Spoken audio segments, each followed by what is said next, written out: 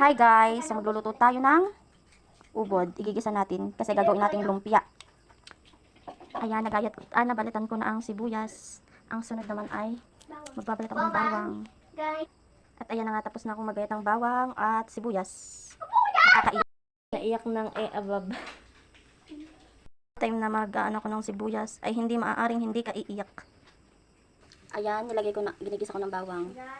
Nilagay ko na din ng sibuyas, ang aking kaaway. Pasensya na kayo sa kawali kasi sobrang tagal na talaga nito dito. Ako'y mag 10 years na dito, nandito na yan. So, sobrang ilang taon na talaga yan dito, bago ako dumating. At ayan, nilagay ko na ang ubod.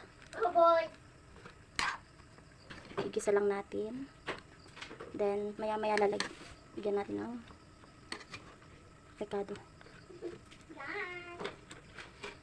Ayan, nilagay ko na ang nor cubes. Tutunawin lang natin ng bahagya. Uy, Ito, Papa. Ito. ayan, lalagyan natin ng Ajinomoto, Then, Ma, ito. black pepper, and a little bit of salt. Ayan guys, kailangan natin siyang takluban. Mama, So, we're gonna put this. Hi guys, so yun, ginigisa ko pa rin. Tagal-tagal. So, waiting pa tayo. Ayan, kita niyo yung mata ko. Mula-mula. Napaiyak ng sibuyas. Ayan guys, luto na siya. Hahanguin ko lang. Truth, ayan.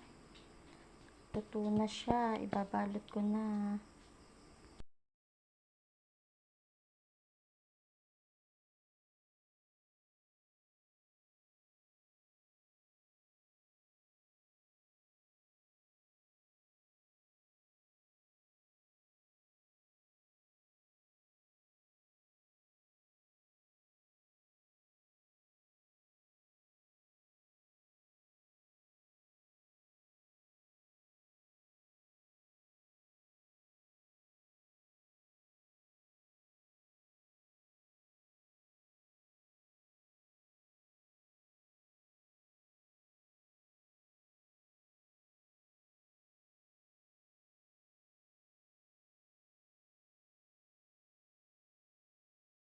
Ayan guys, luto na.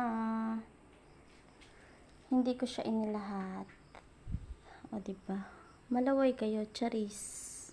Hindi ko siya nilahat kasi madami. Bukas na lang kung gustong kumain nito, luluto na ulit. Then hindi siya naluto lahat. Hindi siya nabalot lahat kasi kulang ang wrapper. So ayan.